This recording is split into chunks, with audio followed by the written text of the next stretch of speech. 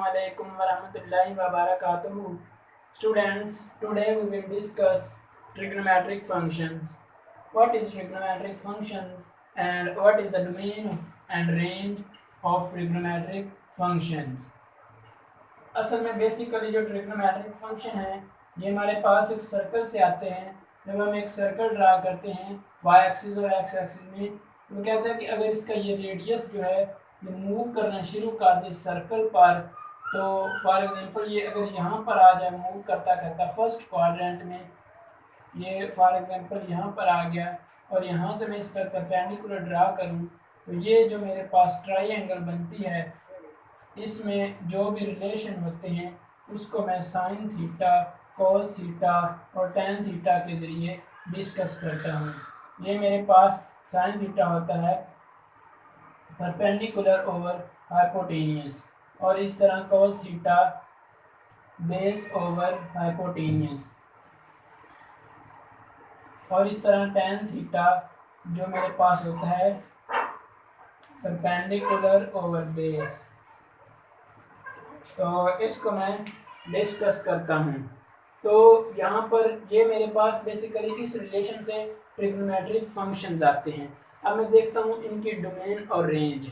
Trigonometric function की जब मैं डोमेन देखता हूँ तो साइन थीटा के सबसे पहले हम देखते हैं साइन थीटा में जो इसकी डोमेन होगी वो और रियल नंबर होगी, यानी साइन थीटा में मैं कुछ भी पुट कर सकता हूँ। जो भी मैं पुट करूँगा उसके अगेंस्ट मुझे कोई ना कोई वैल्यू तो मिले ही की। ये मेरे पास फंक्शन है, ये मेरे पास डोमेन है और रेंज। इसकी डोमेन क्या होगी? और रियल नंबर। तो जो भी मैं पुट करूँगा उसके अगेंस्ट कोई ना कोई मुझे वैल्यू मिलेगी। ठीक है, तो इसकी रेंज क्या होगी कि मेरे पास क्या पॉसिबल आउटपुट वैल्यूज़ आ सकती हैं।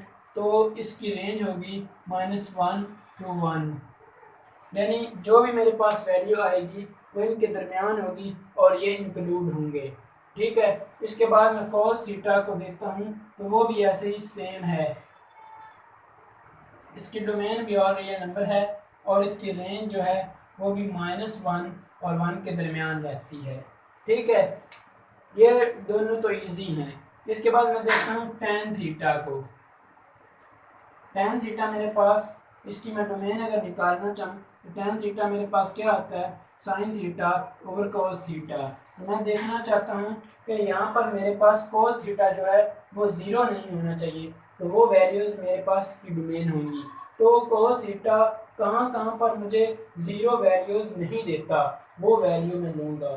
ठीक है, तो ये ऑड मल्टीपल्स ऑफ पाई पर मुझे ज़ीरो वैल्यू नहीं देता, तो वो मैं इसकी डोमेन लिख लूँगा। और रियल नंबर होंगे, लेकिन जो ऑड मल्टीपल होंगे वो मेरे पास नहीं होगा, क्योंकि जो ऑड मल्टीपल ऑफ पाई हैं 2n+1 इंटू पाई/2, और ये जो n है ये मेरे पास z से बिलोंग करता है,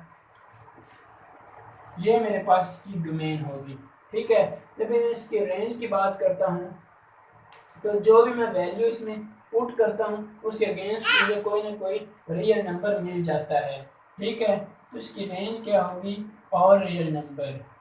ठीक है, इसके बाद मैं इनके इन्वर्स की फाइंड करता हूँ, साइन की, कोसिकन की मैं फाइंड करता हूँ, कोसिकन थीटा की जब मैं रेंज फाइंड करता हूँ ये मेरे पास क्या होता है? 1/sin theta. तो अब मैं चेक करना चाहता हूँ कि साइन थीटा मुझे कहाँ कहाँ पर ज़ीरो वैल्यू दे रहा है। तो ये ऑड मल्टीपल्स पर मुझे, पाई के ऑड मल्टीपल्स पर मुझे ये ज़ीरो वैल्यू देता है, इसलिए मैं इसे लिखूंगा ऑड। और ये नंबर होंगे, लेकिन जो ऑड मल्टीपल ऑफ पाई हैं वो इसमें नहीं होंगे। ठीक है,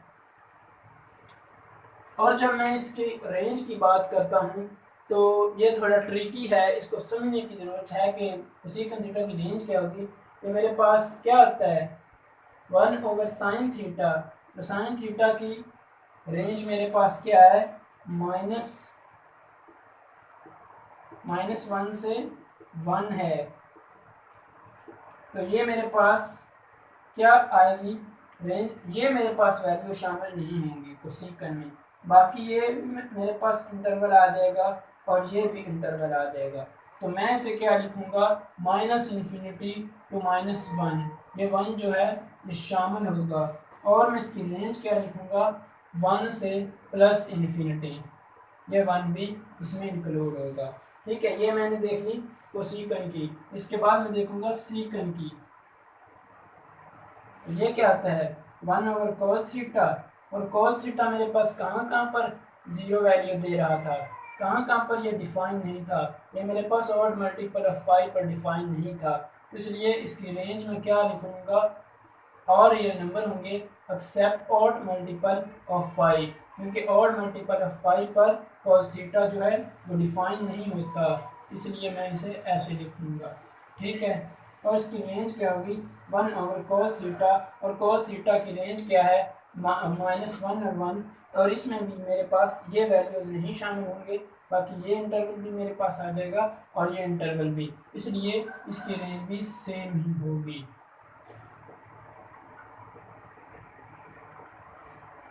तो ये मेरे पास आ गया। अब मेरे पास क्या रह गया, कॉट थीटा। तो कॉट थीटा क्या होता है, cos theta over sine theta. अब मैंने देखना है कि साइन थीटा मेरे पास कहाँ कहाँ पर अनडिफाइन हो रहा था, तो ये ऑड मल्टीपल ऑफ पाई पर मेरे पास अनडिफाइन हो रहा है, तो मैं इसे क्या लिखूंगा, और ये नंबर इसमें आएंगे एक्सेप्ट एन पाई, ये मेरे पास नहीं आएंगे। और कॉट थीटा की रेंज मेरे पास और रियल नंबर होंगे, यानी इसके अलावा जो भी मैं पुट करूंगा उसके अगेंस्ट मुझे कोई ना कोई वैल्यू मिल रही होगी। ठीक है, तो ये इजी सा टेबल है, इसको अब आपके लिए याद करना बहुत आसान हो गया है। ये जो मैंने आपको तरीका बताया है, इससे आप इसकी डोमेन और रेंज निकाल सकते हैं। Thank you so much. अगर ये आपको वीडियो पसंद आई हो, इसको लाइक और शेयर और सब्सक्राइब करना ना भूलिएगा।